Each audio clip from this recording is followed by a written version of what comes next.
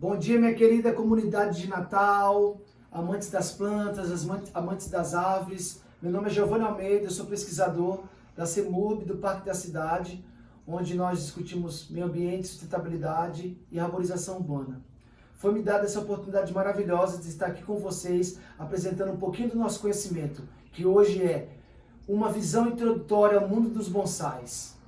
Por que acontece? Muitas pessoas na cidade, em qualquer parte do mundo que nós chegamos, elas perguntam: Giovanni, mas o bonsai é algo tão difícil, é algo tão místico, é algo tão misterioso. E eu venho para dizer para vocês hoje aqui que sim, tem seus mistérios, tem as suas dificuldades, mas a gente quer desmistificar esse lado da dificuldade de se cultivar um bonsai, de se ter um bonsai, de poder aprimorar a técnica, de poder fazer do bonsai um companheiro, criar uma relação de resiliência, uma relação espirituosa com a planta como companheiro, a planta como possibilidade criativa. É importante a gente deixar claro, dentro da história do bonsai, o surgimento de toda essa plataforma, como começa esses mistérios, esses designs, essas prerrogativas de tentar conseguir algo mais criativo e que esteja ligado com companhia. Bonsai significa árvore em bandeja ou árvore em jarro, certo? Tem uma influência das coquedamas, das ikibanas, que são outras artes, né, de jardinagem, de cuidado das plantas vindas do Japão e da China, mas ela está ligada a isso, a miniaturizar árvores. É olhar através da paisagem como as árvores se comportam e tentar trazer ela para uma perspectiva menor. Outro ponto muito lindo dessa questão é que o bonsai se populariza porque ele estava muito ligado aos monges budistas. E eles tinham o bonsai como companheiros. É como eles fossem o pet da época, é como se eles fossem o seu cachorrinho dentro de casa, que serve para te trazer companhia, carinho e atenção. Eles faziam as mesmas coisas com os bonsais.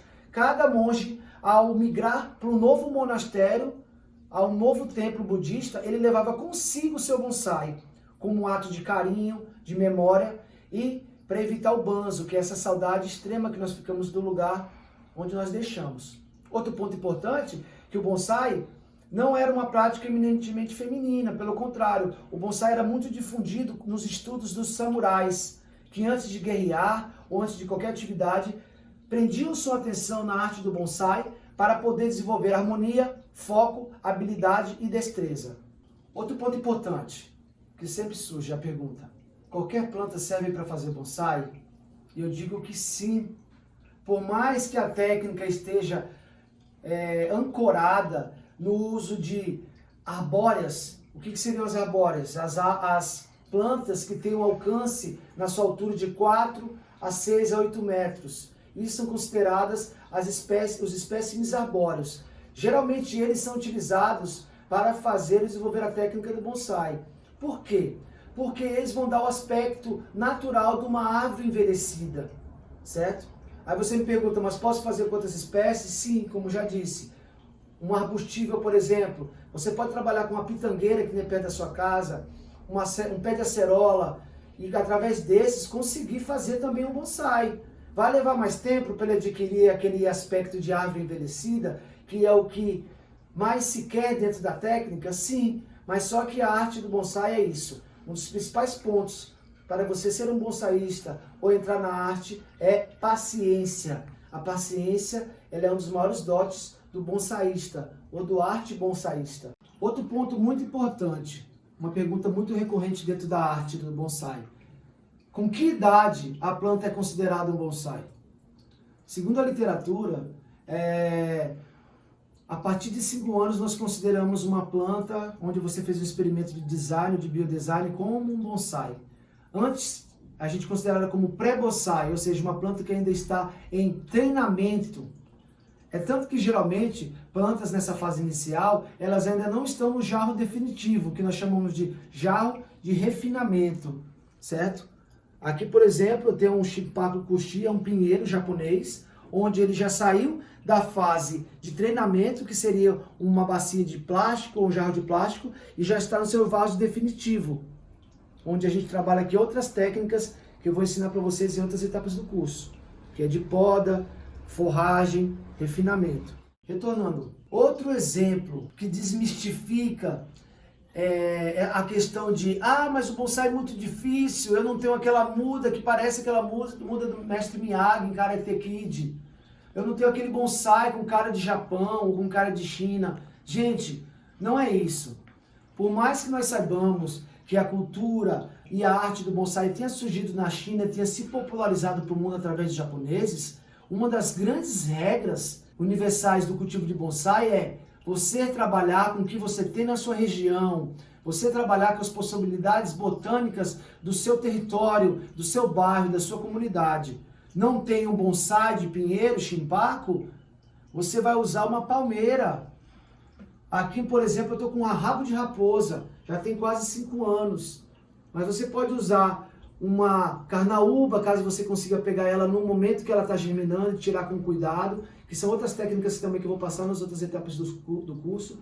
Ou você pegar um buriti, uma pupunha na Amazônia, quais as nossas palmeiras mais fortes aqui, além da carnaúba, o dendê.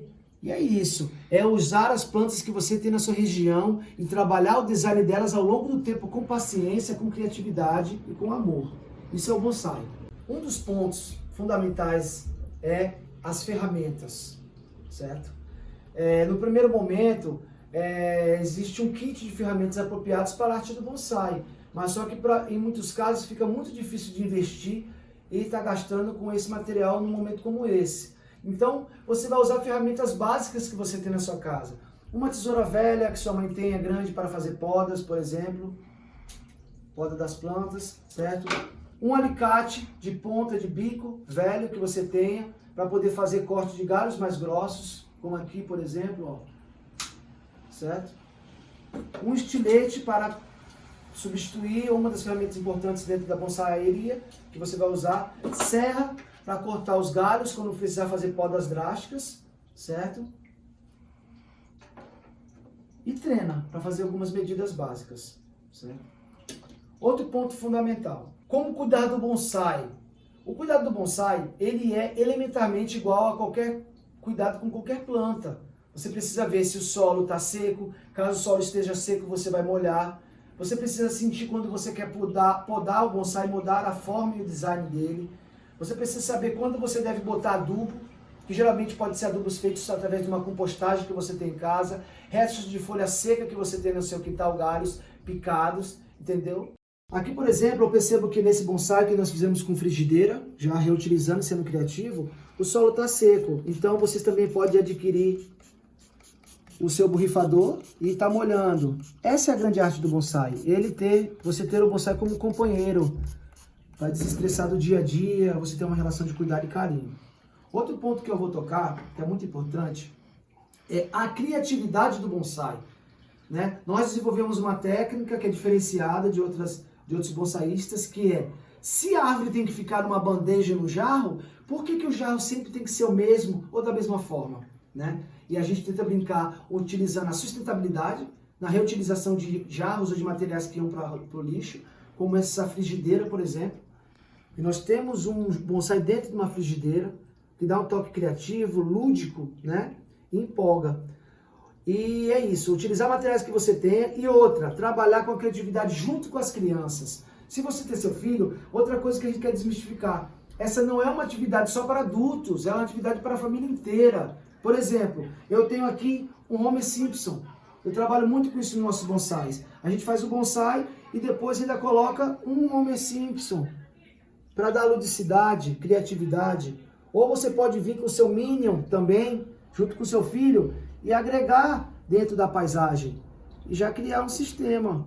O bonsai tem um processo resiliente e terapêutico muito forte dentro dele. O que acontece? Quando o pai estiver cuidando dos seus bonsais, ele tem que lembrar de convidar o seu filho para estar ativando essa prática, certo? Ele pode estar ajudando você a borrifar suas plantas, lhe ajudando no processo.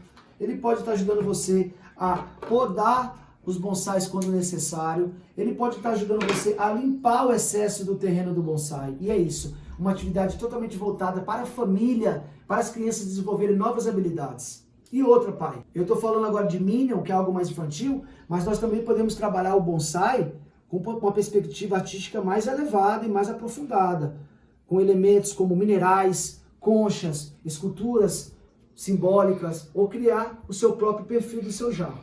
É isso, gente. O bonsai é vida, o bonsai é criatividade, o bonsai é sustentabilidade e inventividade. Algo que deve ser dividido com a família inteira e onde a gente vem para desmistificar que o bonsai é algo difícil. Não é. O bonsai é algo que exige cuidado e paciência como as melhores coisas da vida. Muito obrigado.